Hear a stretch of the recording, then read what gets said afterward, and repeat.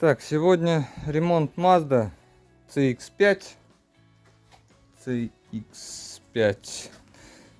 Значит, у клиента была проблема, стук слева. Никто не мог найти, ездил на диагностику, кучу сервисов объездил, за диагностику заплатил. Вот. А проблема была банальна. Вот смотрите. Видите, насколько, какая раковина. Соответственно, стойка вытекла, и стойка, она не держит вообще. Как это, болтается он. Вот, заказал каябовские стойки.